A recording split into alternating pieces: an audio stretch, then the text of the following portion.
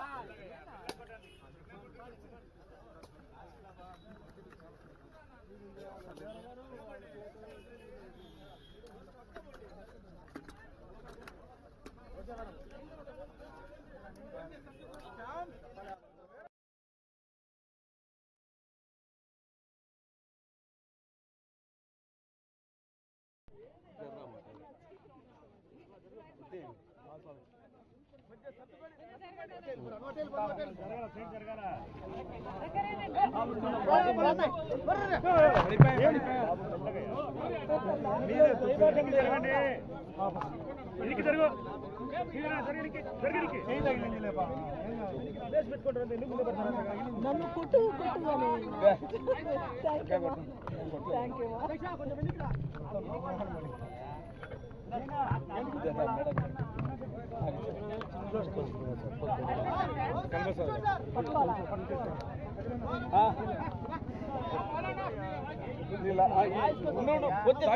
Paper కనబడుతుందా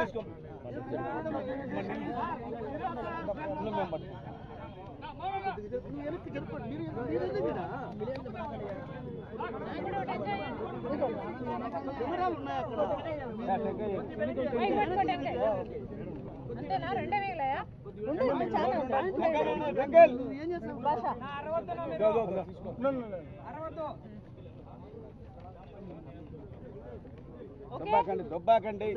దొబ్బాకండి ఇక్కడ ఎందుకు దుబ్బుతారు అనవసరం. తీసుకోండి, ఇది కెమెరాలోకి వస్తుంది. ఇంకొక టెంకాయ ఇవ్వండి.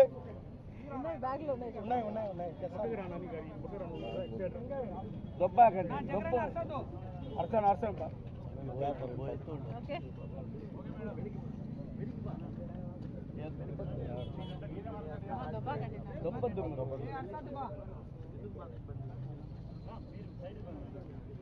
ఈరోజు వైఎస్ఆర్ జిల్లాలో ఉన్నాం. కడప స్టీల్ ఫ్యాక్టరీ ఏమైంది అని గుర్తు చేసే ప్రయత్నం చేస్తున్నాం. కడప స్టీల్ ఫ్యాక్టరీ శంకుస్థాపనల ఫ్యాక్టరీగా మిగిలిపోయింది. చెల్లి పెళ్లి చేయాలి మళ్ళీ మళ్ళీ అన్నట్టు కడప స్టీల్ ఫ్యాక్టరీకి శంకుస్థాపనలు చేయాలి మళ్ళీ మళ్ళీ లాగా తయారైంది. ఈరోజు టెంకాయలు కొట్టే ప్రాజెక్టుగా కడప స్టీల్ ఫ్యాక్టరీ గత పాలకులు తయారు చేశారు. ఇది ఎక్కడి న్యాయమని అడుగుతున్నాం. ఈ ప్రాజెక్టు టేక్ ఆఫే కాదా? ఇది కేవలం శంకుస్థాపనలు చేయడానికి మాత్రమే ఈ ప్రాజెక్టు పేరును వాడుకుంటున్నారు నాయకులు. టెంకాయలు కొట్టడానికి మాత్రమే ఈ ప్రాజెక్టును వాడుకుంటున్నారు. మేము సింబాలిక్గా టెంకాయలు కొడితేనన్నా మీరు కొట్టిన టెంకాయలు గుర్తొస్తాయి, మీరు చేసిన శంకుస్థాపనలు గుర్తొస్తాయి అని ఈరోజు కాంగ్రెస్ పార్టీ ఈ ప్రయత్నం చేస్తుంది. నిజానికి కడప స్టీల్ ఫ్యాక్టరీ రాజశేఖర్ రెడ్డి గారు ఎంతో చిత్తశుద్ధితో ఎంతో కోరికతో ఈ ప్రాంతమంతా అభివృద్ధి చెందాలి అని, ఈ ప్రాంతం తలరాతను మార్చాలి అని చేపట్టాలనుకున్న ప్రాజెక్టు. కడప స్టీల్ ఫ్యాక్టరీ వస్తే ఈ ప్రాంతమంతా సస్యశ్యామలం అవుతుందని, ఇక్కడ కడప బిడ్డల జాతకాలు మారిపోతాయి అని, ఎంతోమందికి మేలు జరుగుతుంది అని రాజశేఖర్ రెడ్డి గారు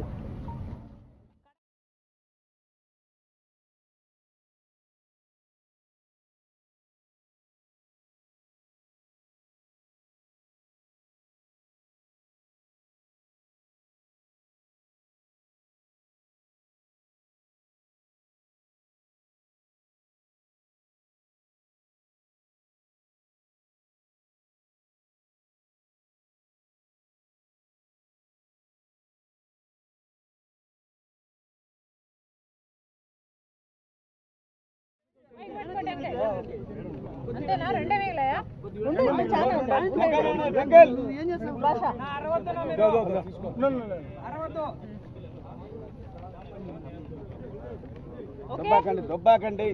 దొబ్బాకండి ఇక్కడ ఎందుకు బుర్ర దుప్పుతారు అనవసరం. టెంకాయ చూసుకోండి. ఇది కెమెరాలోకి వస్తుంది. మూడు టెంకాయ ఇవ్వండి.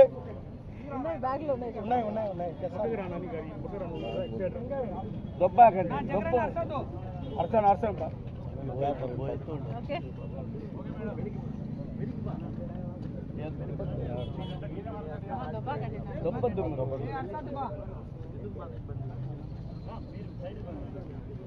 ఈరోజు వైఎస్ఆర్ జిల్లాలో ఉన్నాం. కడప స్టీల్ ఫ్యాక్టరీ ఏమైంది అని గుర్తు చేసే ప్రయత్నం చేస్తున్నాం. కడప స్టీల్ ఫ్యాక్టరీ శంకుస్థాపనల ఫ్యాక్టరీగా మిగిలిపోయింది. చెల్లి పెళ్లి చేయాలి మళ్ళీ మళ్ళీ అన్నట్టు కడప స్టీల్ ఫ్యాక్టరీకి శంకుస్థాపనలు చేయాలి మళ్ళీ మళ్ళీ లాగా తయారైంది. ఈరోజు టెంకాయలు కొట్టే ప్రాజెక్టుగా కడప స్టీల్ ఫ్యాక్టరీ గత పాలకులు తయారు చేశారు. ఇది ఎక్కడి న్యాయమని అడుగుతున్నాం. ఈ ప్రాజెక్టు టేక్ ఆఫే కాదా? ఇది కేవలం శంకుస్థాపనలు చేయడానికి మాత్రమే ఈ ప్రాజెక్టు పేరును వాడుకుంటున్నారు నాయకులు. టెంకాయలు కొట్టడానికి మాత్రమే ఈ ప్రాజెక్టును వాడుకుంటున్నారు. మేము సింబాలిక్గా టెంకాయలు కొడితేనన్నా మీరు కొట్టిన టెంకాయలు గుర్తొస్తాయి, మీరు చేసిన శంకుస్థాపనలు గుర్తొస్తాయి అని ఈరోజు కాంగ్రెస్ పార్టీ ఈ ప్రయత్నం చేస్తుంది. నిజానికి కడప స్టీల్ ఫ్యాక్టరీ రాజశేఖర్ రెడ్డి గారు ఎంతో చిత్తశుద్ధితో ఎంతో కోరికతో ఈ ప్రాంతమంతా అభివృద్ధి చెందాలి అని, ఈ ప్రాంతం తలరాతను మార్చాలి అని చేపట్టాలనుకున్న ప్రాజెక్టు.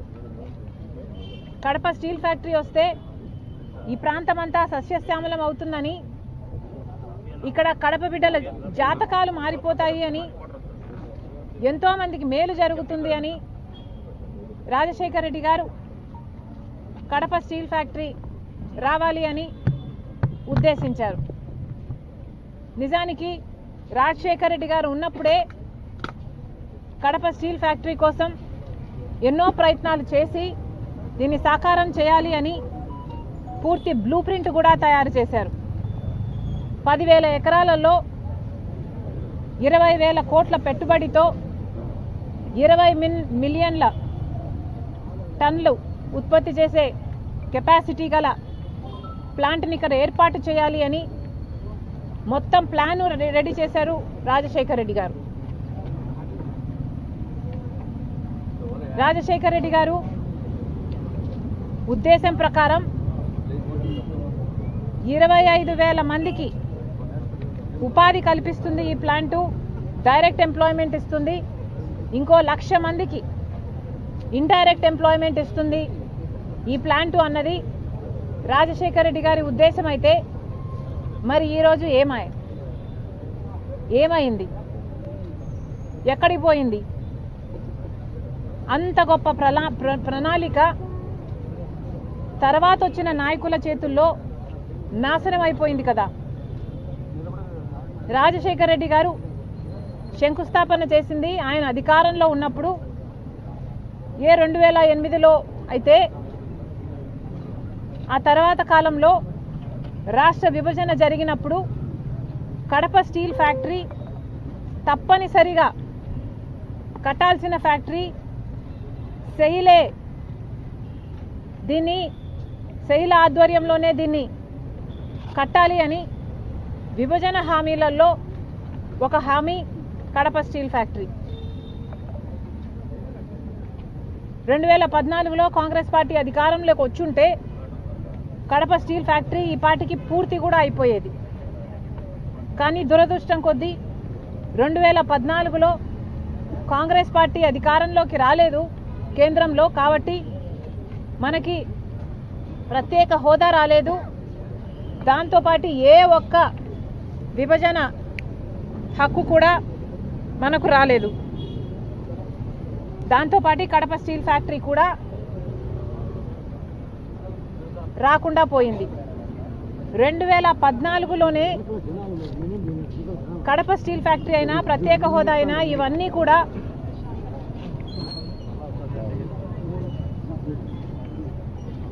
కూడా సాకారం అవ్వాల్సి ఉంటే బీజేపీ పార్టీ పుణ్యమా అని 2014లో అధికారంలోకి వచ్చారు. అప్పటి నుంచి ఇప్పటి వరకు కూడా ఒక్కటంటే ఒక్క విభజన హామీ కూడా బీజేపీ పార్టీ ఆంధ్ర రాష్ట్రానికి నెరవేర్చలేదు. ఇది అహంకారం కాకపోతే ఏమిటి? కడప స్టీల్ ఫ్యాక్టరీ సెయిలే చేయాలి అన్నది విభజన హామీ అయితే కుదరదు అని తేల్చి చెప్పింది బీజేపీ పార్టీ. ఎంత ఆంధ్ర రాష్ట్రం అంటే ఎంత చిన్న చూపు కాకపోతే ప్రత్యేక హోదా ఇవ్వలేదు, ఒక్క విభజన హామీ నెరవేర్చలేదు, కనీసం కడప స్టీల్ ఫ్యాక్టరీ కూడా కుదరదు అని తేల్చి చెప్పింది బీజేపీ పార్టీ. అలాంటి బీజేపీ పార్టీకి పోయిన 5 సంవత్సరాలైనా ఇప్పుడైనా అంతకు ముందైనా అదే బీజేపీ పార్టీకి మద్దతు ఇస్తున్నారు జగన్మోహన్ రెడ్డి గారైనా చంద్రబాబు గారైనా. ఒక్క విభజన హామీ కూడా నెరవేర్చకపోయినా కూడా అదే బీజేపీ పార్టీతో డ్యూయెట్లు పాడుతూ తిరిగారు చంద్రబాబు గారు, జగన్మోహన్ రెడ్డి గారు. చంద్రబాబు గారు 2014లో ముఖ్యమంత్రి అయ్యారు.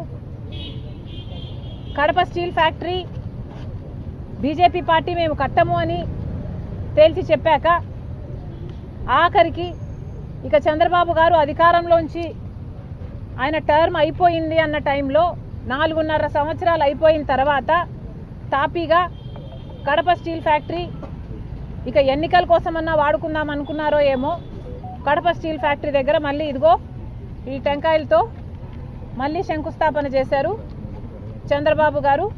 రాజశేఖర రెడ్డి గారు చేసిన స్థలంలో కాకుండా స్థలం మార్చి చంద్రబాబు గారు మళ్ళీ టెంకాయ కొట్టి శంకుస్థాపన చేశారు. చంద్రబాబు గారి ప్రకారము 4,000 ఎకరాలు భూమి ఇచ్చి 3 మిలియన్ టన్నుల ప్లాంట్ కట్టాలి అన్నది చంద్రబాబు గారి ఉద్దేశం. తీరా 6 నెలలు అయిపోయింది, ఎలక్షన్లు అయిపోయాయి, చంద్రబాబు గారు ఓడిపోయారు. 2019లో జగన్మోహన్ రెడ్డి గారు ముఖ్యమంత్రి అయ్యారు. ముఖ్యమంత్రి అయిన 6 నెలలకు మళ్ళీ ఇదిగో ఇదే టెంకాయ మళ్ళీ కొట్టారు. మళ్ళీ ఇంకొక స్థలం మార్చి ఆయన మళ్ళీ శంకుస్థాపన చేశారు. ఆ రోజు జగన్మోహన్ రెడ్డి గారు చెప్పిన మాటలు, ఎన్నికలు 6 నెలలు ఉంది అనంగా టెంకాయ కొడితే దాన్ని మోసము అంటారు, అదే అధికారంలోకి వచ్చిన 6 నెలలకే టెంకాయ కొడితే దాన్ని చిత్తశుద్ధి అంటారు అని ఆస్కర్ డైలాగులు చెప్పారు జగన్మోహన్ రెడ్డి గారు. చిత్తశుద్ధి అంటే ఏమిటో నేను 3 ఏళ్లలో చూపిస్తా, ఈ ప్లాంట్ కడతాను అని జగన్మోహన్ రెడ్డి గారు ఆ రోజు చెప్పిన మాట. దే జమ్మలమడుగులో నేను పుట్టాను, పుట్టిన రుణం నేను తీర్చుకుంటారు అని ఇదిగో ఇదే టెంకాయ కొట్టి జగన్మోహన్ రెడ్డి గారు శంకుస్థాపన చేసింది 2019లో. ఆ తర్వాత జగన్మోహన్ రెడ్డి గారి కాలయాపన వల్ల అలా కాలం గడిచిపోయింది. 3 ఏళ్ల తర్వాత అసలు తట్టెడు మట్టి కూడా తీసి పోసింది లేదు. ఆ తర్వాత జగన్మోహన్ రెడ్డి గారు మళ్ళీ ఇదే టెంకాయ మళ్ళీ కొట్టాడు, మళ్ళీ శంకుస్థాపన చేశాడు, మళ్ళీ వేరే కంపెనీకి ప్రాజెక్ట్ ఇస్తున్నామని చెప్పాడు. అప్పుడు జగన్మోహన్ రెడ్డి గారు 3500 ఎకరాలు ఇస్తున్నాము జిందాల్ స్టీల్, JSW సజ్జన్ జిందాల్ గారికి, జిందాల్ స్టీల్ వాళ్ళకు ఈ ఫ్యాక్టరీని అప్పచెప్తున్నాము, 3 మిలియన్ టన్నుల ఫ్యాక్టరీని వాళ్ళు కడతారు అన్నారు. ఇదే సజ్జన్ జిందాల్ గారు ఆ రోజు చెప్పిన మాట 2019లో శంకుస్థాపన, 2023లో జగన్మోహన్ రెడ్డి గారు 4వసారి ఇదే టెంకాయ కొట్టి శంకుస్థాపన చేసిన రోజున సజ్జన్ జిందాల్ గారు, జగన్మోహన్ రెడ్డి గారి సంబంధం నాది అయింది ఎప్పటితో, జగన్మోహన్ రెడ్డి గారు ఎప్పుడో చిన్నప్పుడే నా దగ్గరికి వచ్చి అప్రెంటిస్షిప్ చేద్దామనుకున్నారు అని, మా బంధం ఏనాటితో అని చెప్పుకుంటూ వచ్చారు. ఆ రోజు జనాలకు ఎవరికి అర్థం కాలేదు. జగన్మోహన్ రెడ్డి గారు అధికారంలోంచి దిగిపోయిన తర్వాత వాళ్ళ బంధం గురించి జనాలకు అర్థమైంది. కాదంబరి అనే ఆవిడ సజ్జన్ జిందాలు ఆమెకు అన్యాయం చేశారని, హెరాస్ చేస్తున్నారని ఆమె బాంబేలో కేసు పెడితే దాని గురించి జగన్మోహన్ రెడ్డి గారి సహాయం తీసుకొని ఆమెను బాంబే నుంచి అరెస్ట్ చేపించి 40 మంది పోలీసులను పంపించి అరెస్ట్ చేపించి ఇక్కడికి తీసుకొచ్చి 40 రోజుల పాటు జైల్లో పెట్టారు జగన్మోహన్ రెడ్డి గారు సజ్జన్ జిందాల్ కోసం. ఇంత జరిగింది, ఇంత హిస్టరీ, ఇంత బ్యాక్గ్రౌండ్ ఉంది, ఇన్నిసార్లు టెంకాయలు కొట్టారు, ఇన్నిసార్లు శంకుస్థాపనలు చేశారు, కానీ ఎక్కడ వేసిన గొంగలి అక్కడే ఉంది. ఇప్పటి వరకు కూడా కడప స్టీల్ ఫ్యాక్టరీ ముందడుగు వేయనే లేదు. ఎందుకు అని అడుగుతున్నాం, పాలకులకు ఎందుకు ఇంత చిన్న చూపు అని అడుగుతున్నాం. ఇక్కడ ఎంపీ అవినాష్ రెడ్డి గారు, ఎంపీగా ఉండి అవినాష్ రెడ్డి గారు 10 సంవత్సరాలు ఇప్పటికే ఎంపీగా ఉన్నారు అవినాష్ రెడ్డి గారు. మరి అవినాష్ రెడ్డి గారు సమాధానం చెప్పాలి. ఎంపీగా అవినాష్ రెడ్డి గారు Jindal steel, Kadapa steel factory కోసం ఏం చేశారు? 10 సంవత్సరాలుగా ఎన్ని పోరాటాలు చేశారు, ఎన్ని ధర్నాలు చేశారు, ఎన్ని దీక్షలు చేశారు? పార్లమెంటులో 10 సంవత్సరాలుగా మీరు ఎంపీగా ఉన్నారు. పార్లమెంటులో మరి ఎన్నిసార్లు కడప స్టీల్ ఫ్యాక్టరీ కావాలి అని ఎన్నిసార్లు కొట్లాడారు, ఎన్నిసార్లు మాట్లాడారు? అవినాష్ రెడ్డి గారు సమాధానం చెప్పాలి. ప్రజలు కూడా ఆలోచన చేయాలి. ఇలాంటి వాళ్ళను మళ్ళీ మళ్ళీ ఎన్నుకోవాలా లేదో ప్రజలు ఆలోచన చేయాలి. ఇప్పుడు జగన్మోహన్ రెడ్డి గారు కూడా ఇక్కడ ఎమ్మెల్యే, సరే ముఖ్యమంత్రి కాలేదు, కనీసం ఎమ్మెల్యేగా అయితే ఉన్నాడు. ఇక్కడ ఇదే కడప జిల్లాకు సంబంధించిన ఎమ్మెల్యే మాజీ ముఖ్యమంత్రి జగన్మోహన్ రెడ్డి గారు. మరి ఇప్పుడు ఆయనైనా కూడా ఏం చేస్తున్నారో ప్రజలకు సమాధానం చెప్పాలి. ఇదే కడప జిల్లా ప్రజలు మీకు ఓట్లేసి గెలిపిస్తే 5 సంవత్సరాలు మీకు అవకాశం ఇస్తే తట్టెడు మట్టి తీసి అవతల పోసింది లేదు, ఫ్యాక్టరీ వచ్చింది లేదు. ఏది రాజశేఖర్ రెడ్డి గారి కళ అయిన కడప స్టీల్ ఫ్యాక్టరీ రత్నాల సీమను చేస్తుంది అని అనేవాడు రాజశేఖర్ రెడ్డి గారు. కడప స్టీల్ ఫ్యాక్టరీ 2 సార్లు టెంకాయలు కొట్టడం తప్పితే జగన్మోహన్ రెడ్డి గారు చేసింది ఏమీ లేదు. తీరా ఓడిపోయాడు. ఓడిపోయినా ఇప్పటికీ కూడా ఎమ్మెల్యేగా ఉన్నాడు జగన్మోహన్ రెడ్డి గారు. పోనీ ఇప్పుడైనా ఏదైనా చేస్తున్నాడా అంటే ఇప్పుడు కూడా అసెంబ్లీకి వెళ్ళడట, మాట్లాడట, ప్రజలకు జరుగుతున్న అన్యాయాల గురించి నిలదీయడట. ఎందుకని అడుగుతున్నాం. జగన్మోహన్ రెడ్డి గారు ఇక్కడ ఎమ్మెల్యే అయినప్పుడు, ఈ జిల్లాకు సంబంధించిన ఎమ్మెల్యే అయినప్పుడు మీకు అసెంబ్లీకి పోవాల్సిన బాధ్యత లేదా? అసెంబ్లీకి వెళ్ళి ఎందుకు జరగటం లేదు, కడప స్టీల్ ఫ్యాక్టరీ ఎందుకు ముందుకు వెళ్ళటం లేదు అని మీరు నిలదీయాల్సిన అవసరం లేదా? సూపర్ 6 ఏమవుతుంది అని మీరు నిలదీయాల్సిన అవసరం లేదా? చంద్రబాబు గారు ఉచితంగానే ఇసుక ఇస్తామంటున్నారు. ఇసుక ఉచితమైన చుట్టూతా ఉన్న ఖర్చులన్నీ పెరిగిపోతే ఉచితం ఎక్కడుంది అని జగన్మోహన్ రెడ్డి గారు నిలదీయాల్సిన అవసరం లేదా? కానీ జగన్మోహన్ రెడ్డి గారు ఎమ్మెల్యేకి అర్థమేమో మెంబర్ ఆఫ్ లెజిస్లేటివ్ అసెంబ్లీ, పేరులో కూడా అర్థం ఉన్నా కూడా ఆయన విజ్ఞత అసెంబ్లీకి వెళ్ళడట. ఈయనకు ప్రతిపక్ష హోదా ఇస్తేనే వెళ్తాడట. ప్రతిపక్ష హోదాకు కావాల్సిన ఎమ్మెల్యేలు వచ్చారా అంటే, గెలుచుకున్నారా అంటే లేదు, గెలుచుకోవడం చేత కాలేదు. కానీ ఈయనకు మాత్రం ప్రతిపక్ష హోదా కావాలట, లేకపోతే పోడట. చిన్నపిల్లలు చాక్లెట్ ఇస్తేనే స్కూల్కు వెళ్తా అన్నట్టుగా ఉంది ఇక్కడ. ఇదేనా మీ విజ్ఞత? జగన్మోహన్ రెడ్డి గారైనా వైసీపీ ఎమ్మెల్యేలైనా ఆలోచించుకోవాల్సిన అవసరం ఉంది. చెప్పాల్సింది ఏమిటంటే ఎంపీ అయినా ఎమ్మెల్యే అయినా అవినాష్ రెడ్డి గారైనా జగన్మోహన్ రెడ్డి గారైనా వీళ్ళకి చిత్తశుద్ధి లేదు అని నిరూపణ అయిపోయింది. వైసీపీ పార్టీ 5 సంవత్సరాల అధికారంలో ఉండి కూడా కడప స్టీల్ ఫ్యాక్టరీ కోసం టెంకాయలు కొట్టడం తప్పితే చేసింది ఏమీ లేదు. అంతకుముందు చంద్రబాబు గారు కూడా ఒకసారి టెంకాయ కొట్టారు, చేసింది ఏమీ లేదు. అందుకనే కాంగ్రెస్ పార్టీ ఈరోజు వార్నింగ్ ఇస్తుంది. కడప స్టీల్ ఫ్యాక్టరీ ఈ ప్రాంతానికి చాలా ముఖ్యమైన ఫ్యాక్టరీ. ఈ ప్రాంత అభివృద్ధి కోసం కడప స్టీల్ ఫ్యాక్టరీ రావాల్సిందే. కాబట్టి కాంగ్రెస్ పార్టీ అల్టిమేటం ఇస్తుంది ఈరోజు ప్రభుత్వానికి. కలెక్టర్ గారికి కూడా ఇదే చెప్పాము. ఈరోజు కాంగ్రెస్ పార్టీ చాలా సీరియస్గా ఉంది కడప స్టీల్ ఫ్యాక్టరీ రావాలి అన్న విషయంలో. కడప స్టీల్ ఫ్యాక్టరీ రావాలి.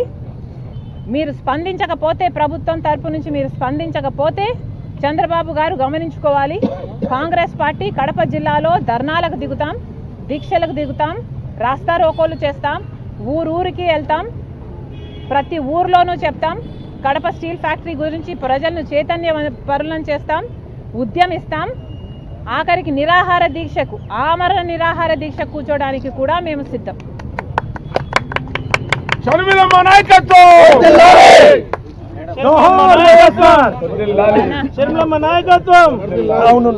మేడం, సోషల్ మీడియాలో మీ పైన, సునీతమ్మ పైన, విజయమ్మ గారి పైన ఆ ఫీజు పోస్టులు పెట్టిన వర్రా రవీందర్ రెడ్డిని అరెస్ట్ చేశారు. ఆ వర్రా రవీందర్ రెడ్డి కంటెంట్ ఇచ్చింది అవినాష్ రెడ్డి అని కూడా పోలీసులు ప్రాథమికంగా గుర్తించారు. పరిణామాలు ఎట్లా చూస్తారు?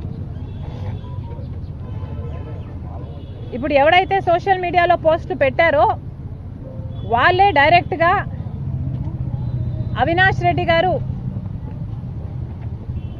ఆదేశాల మేరకే ఇదంతా జరిగింది అని అంత స్పష్టంగా చెప్పినప్పుడు పోలీసులకి అవినాష్ రెడ్డిని విచారించాల్సిన బాధ్యత లేదా? అవినాష్ రెడ్డిని ఎందుకు అదుపులోకి తీసుకోలేదు, ఎందుకు విచారణ చేయడం లేదో పోలీసులు సమాధానం చెప్పాలి.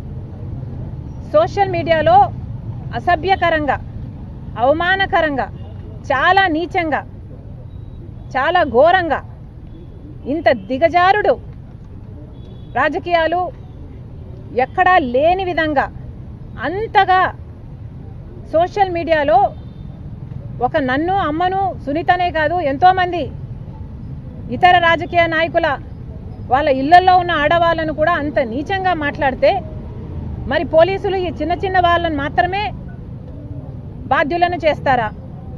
నిజానికి చేస్తుంది వీళ్ళైనా, ఈ చిన్న వాళ్ళైనా చేయిస్తున్నది ఎవరు అన్నది తెలుసుకోవాల్సిన అవసరం లేదా? సజ్జల భార్గవ్ అనేవాడు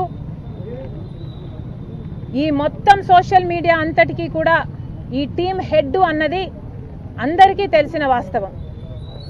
మరి సజ్జల భార్గవ్ని ఎందుకు అరెస్ట్ చేయడం లేదు, ఎందుకు ఎంక్వైరీలు చేయటం లేదు? అవినాష్ రెడ్డి గారి పేరు ఒకరు తీస్తే కూడా ఎందుకు అరెస్ట్ లేవు, ఎందుకు వారిని ఎంక్వైరీలు చేయడం లేదో పోలీసులు సమాధానం చెప్పాలి. ఎందుకంటే చేస్తున్న వారిని అరెస్ట్ చేస్తే సరిపోదు, చేయిస్తున్న వాళ్ళు ఎవరో కనుక్కొని అరెస్టు చేస్తేనే మళ్ళీ ఇవి జరగకుండా ఉంటాయి. మీరు చేస్తున్న వాళ్ళతో మాత్రమే ఆపేస్తే చేయించిన వాళ్ళకి ఎటువంటి శిక్ష పడకపోతే చేయించే వాళ్ళు ఇంకొకరితో మళ్ళీ ఇదే పని చేయించగలరు. కాబట్టి దీని మూలం ఎక్కడుందో కనుక్కోండి. ఎంక్వైరీలు ఎవరిని చేయాలో, ఏ పెద్ద తలకాయలు అందరినీ ఎవరెవరిని చేయాలో, ఎంత పెద్ద తలకాయలైనా పర్వాలేదు, ఏ ప్యాలెస్లలో బ్రతుకుతున్నా పర్వాలేదు, కానీ పోలీసుల బాధ్యత దీని మూలాలు వెతకాలి, వాళ్ళను అదుపులోకి తీసుకోవాలి, ఎంక్వైరీలు చేయాలి, శిక్ష పడాలి. అప్పుడే ఆడవాళ్లకు కొంచెమైనా భద్రత కలుగుతుంది. ఎంత గొప్పగా చెప్తున్నారండి, సగం పార్లమెంట్లో ఆడోళ్ళు ఉండాలి, అసెంబ్లీలలో ఆడోళ్ళు ఉండాలి అని, 33% రిజర్వేషన్ కావాలని అంటున్నారు. ఇలాంటివి చేస్తే భయపడరా? ఎవరైనా ఆడోళ్ళని ఇలా కృంగతీసేటట్టు ఇలాంటి పోస్టులు పెడితే ఎలా పైకొస్తారండి? మీరు అంటున్నారు కదా ఇది సమాజానికి ఇది మంచిది కాదు, ప్రజాస్వామ్యం మీద దాడి అంటున్నారు కదా. మేమంటున్నాం ఈరోజు ఇది మహిళల మీద దాడి. ఇది సంఘంలో మహిళలు బతకకూడదు, పైకి రాకూడదు అని మహిళల మీద జరుగుతున్న దాడి ఇది. దీనికి వెంటనే బాధ్యులు ఎవరో కనుక్కోవాలి, మూలాలు కనుక్కోవాలి, పెద్ద తలకాయల్ని పట్టుకోవాలి, శిక్షించాలి. పైన మీరు హైదరాబాద్లో సునీత ఇద్దరు అక్కడ కేసు పెట్టారు. ఆ కేసు పిల్లలు బదిలీ చేస్తే స్ట్రాంగ్ అవుతుందని కూడా డిఐజీ చెప్పారు. ఇక్కడ ఏమైనా మీరు కేసు పెట్టేటువంటి అవసరం, ఫిర్యాదు ఇచ్చేటువంటి అవసరం? నేను కేసు పెట్టాలి అంటే దానికి కొన్ని పొలిటికల్ ఇంప్లికేషన్స్ ఉండొచ్చు. బికాజ్ నేను కాంగ్రెస్ పార్టీ అధ్యక్షురాలుగా నాకు అంత లిబర్టీ ఉండకపోవచ్చు. కానీ ఇది ఒక సోషల్ కాజ్. నేను కేసు పెడితే దీనికి ఒక పొలిటికల్ రంగు పూసినట్టు అవుతుంది. That's not what we want hear. I want the police to take this up as a social cause. నేను కేసు పెట్టినా పెట్టకపోయినా బాధితులు వీళ్ళు, చేయించిన వాళ్ళు వీళ్ళు అని తెలిసినప్పుడు దయచేసి యాక్షన్ తీసుకోండి. మాలాంటి వాళ్ళకు మళ్ళీ కాన్ఫిడెన్స్ దయచేయండి. రాజకీయాలు చేయడము is not an easy thing for women. మీరు ఇలాంటివి చేస్తే అసలు రాజకీయాల్లోకి రావడానికే భయపడతారు కదా. మేడం వివేక హత్య కేసు మీరు వైఎస్ సునీత వెంట ఉంటామని చెప్పారు. నిన్న రీసెంట్గా అవినాష్ రెడ్డికి అలాగే దేవిరెడ్డి చైతన్యారెడ్డికి సుప్రీంకోర్టు నోటీసులు జారీ చేసింది. మంచిది. ఇప్పటికైనా వివేకానంద రెడ్డి గారి హత్య కేసులో ప్రోగ్రెస్ ఉందని భావిస్తున్నాం. చాలా మంచిది. నేను ఇప్పుడు కాదు, ముందు కాదు, ఎప్పుడు కూడా సునీతతో ఉన్నాను. వాళ్ళు బాధితులు, న్యాయం జరగాలి. వివేకానంద రెడ్డి గారి హత్య కేసులో అసలు చేయించింది ఎవరో కనిపెట్టాలి, శిక్షించాలి. Thank you guys. Thank you.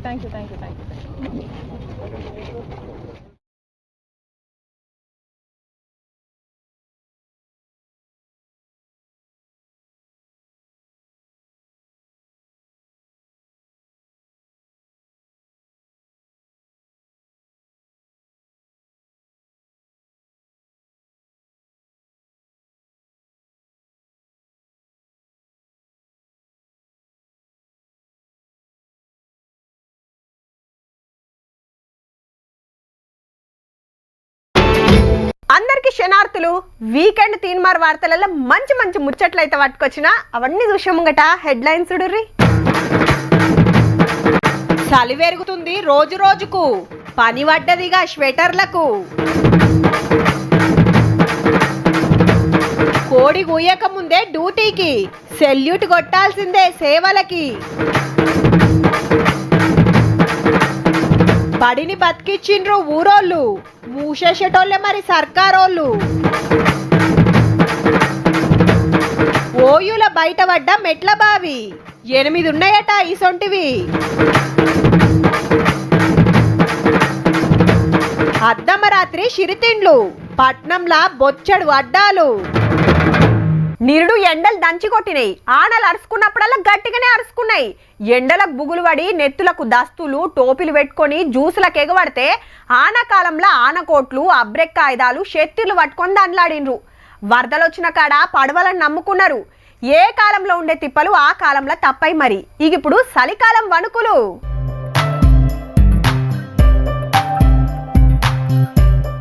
ఇంతింత ఈగం పెరుగుతుందుల్లో మొన్నటిదాకా 5 మీద తిరిగిన ఫ్యాన్లు అద్దుమరాత్రి 1 నంబర్ మీదకి వస్తున్నాయి. మా అబ్బుల మొత్తానికే బంద్ అవుతున్నాయి. ఇక ఏసీలు అయితే ఆన్ చేసుడే లేదు. సూరన్న గుడ్ మార్నింగ్ చెప్పుడు దినమింత ఆలస్యం అవుతుంది, గుడ్ ఈవినింగ్ చెప్పునే చెప్పి వెళ్ళిపోతున్నాడు. ఆనాకాలంలో ఆనలు, ఎండాకాలంలో ఎండలు దంచితే చలికాలంలో నేనెందుకు కూకోవాలి అనుకుంటుందేమో కాలం. గజ్జును అనికిస్తుంది అప్పుడే. షెద్దరి ముసుగు తీయనిస్తనే లేదు. మబ్బుల పనులు జగబెట్టుకునే అక్కలు, పనుల మీద బయటికి పోతోళ్ళు జరసేపట్ల మంట కాగి ఓ షెద్దరో గరం కోటో వేసుకొని పోతున్నారు. ఇక పొద్దుగాల ఊర్లన్నింటిని గమ్మేస్తుంది మంచు. ఎదురుంగా ఏం